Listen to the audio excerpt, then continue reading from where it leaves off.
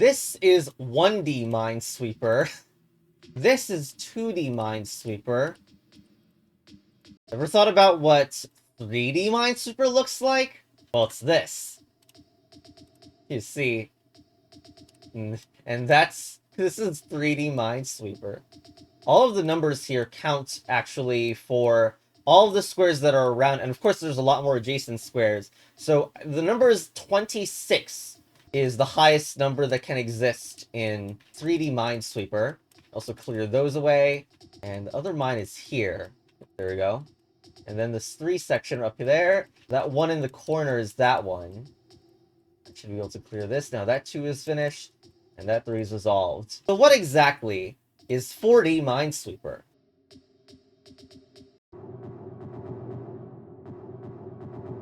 Well, you can't really represent this well on a 2D screen, but there is indeed a game that tries to answer this question. First though, let's imagine a 2x2 board. So this one sees 8 adjacent squares. That means that the maximum possible adjacent squares to that number is 8. That's 2D. But now imagine there was a layer below the 8, such that the cells that the 8 was overlapping are counted as adjacent to it. Notice that those 9 cells are the ones that are underneath the 8, because it was technically underneath it. Of course, this would add 9 cells to the total, and if there's a layer above as well, the maximum adjacent becomes 8 plus 9 plus 9, in other words, 26. Chess battle advanced. Okay, you know this is coming. It's 4D Minesweeper time. And the way this works is, well, we know we have the adjacent dimensions horizontally, right?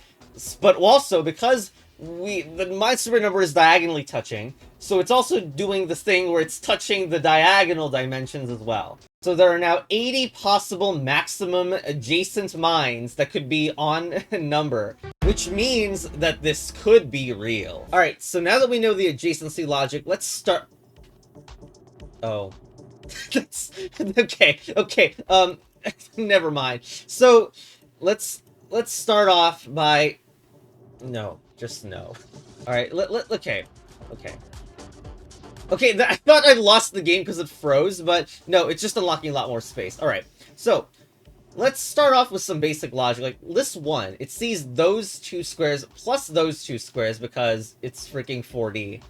But this one, it sees 6 squares instead of 4, but we know that the mine was within one of those 4 squares, so that's empty and that's empty. Okay. This works kind of the same. No, actually, oh, gosh. We actually can't even locate between here and here because all these freaking ones see both these two. It's literally the adjacency is way too much. It's ridiculous.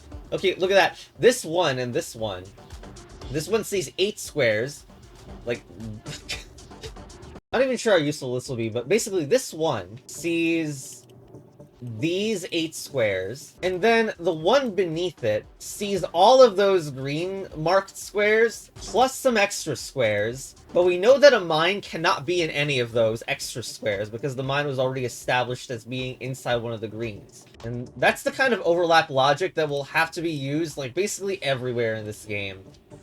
Same thing here and here. This sees those 3 extra squares, which are actually, a lot of those were emptied out. It's funny, because, like, a 0 in this reveals way more information than normal Minesweeper. 5... Yeah, it's a 5, but 5 is no longer a high number in this game. 2 and a 2. Yeah, okay, so that's empty, because that 2 sees the same as this 2, but with an extra there. 1, let's see if there's anything else. Okay, this could get risky, but this one, that means there's a mine within 4 of the cells that this is highlighting. Then look at this 2.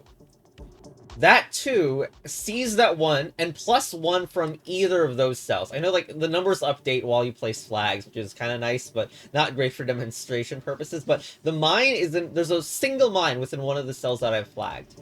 That means that this one... It's actually a lot more restricted, because the mine is in one of those 2 cells that, like, that's been shown. Okay, so that's empty, that's empty. That is empty. Okay. Anything else, actually?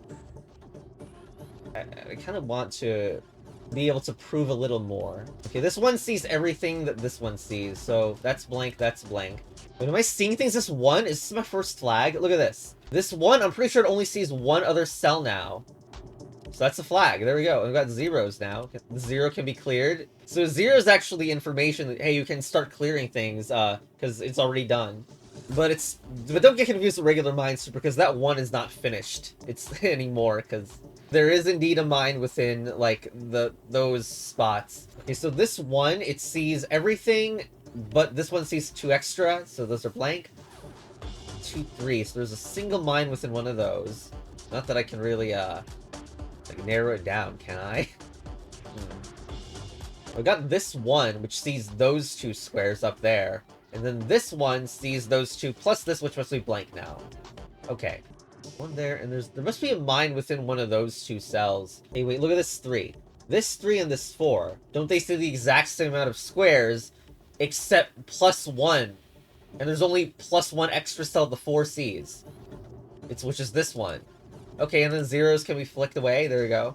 Is this a 1-2 pattern in freaking 4D Minesweeper, but it works just like the classic? Nice. So, there's a mine within there. And that has to be the mine, so there we go. 1. Oh, wait a minute. This one.